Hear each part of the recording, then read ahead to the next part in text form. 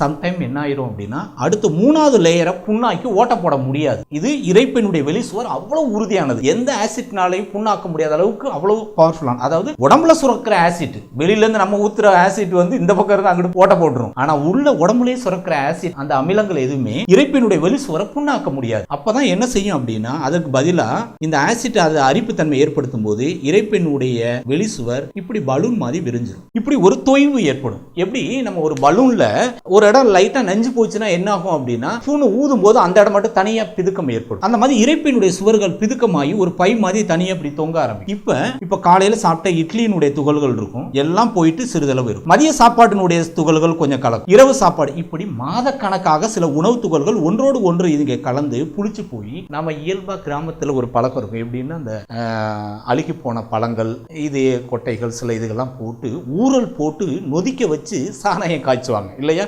எரிசாராயம். அது மாதிரி இந்த உணவினுடைய துகள்கள் எல்லாம் என்ன ஆகும்னா ஒண்ணு மேல ஒண்ணு கலந்து கலந்து புளிச்சு போய் ஒரு ஆசிட்டா கன்வெர்ட் ஆகி புளிப்பு தன்மையில இதுல இருந்து ஒரு ஏர் வந்து ரிலீஸ் ஆகிட்டே இருக்கும். இந்த ஏர் தான் என்ன ஆகுதுன்னா இரைப்பையில ஃபுல்லா ஃபார்ம் ஆகி இரைப்பை என்லார்ஜ் ஆகும், ஸ்வெல்லிங் ஆகும். அப்பதான் எப்போதுமே காத்தடிச்ச பலூன் மாதிரி இருக்கு டாக்டர், வயிறு அப்படியே கம்முன்னு இருக்கு. இப்ப அந்த காத்தடிச்ச பலூன் மாதிரி இருக்கும்போது இந்த உணவு குழல் ஓபன் ஆகி அப்பப்ப இந்த நெஞ்சில ஒரு உறுத்தலை ஏற்படுத்தி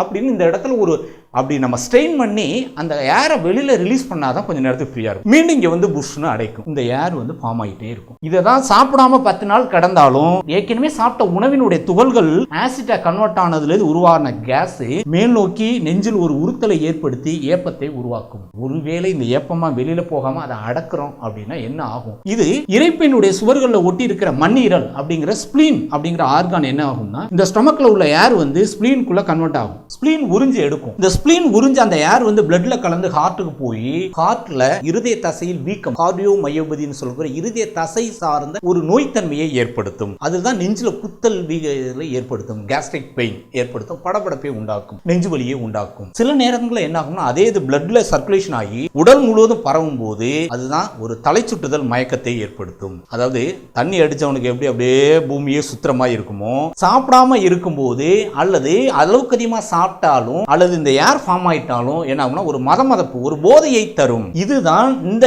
ஏர் தான் பிளட்ல கலந்து ரத்தத்தை உஷ்ணப்படுத்தி ரத்த அழுத்தத்தை கூட்டுது, பிபி வருது.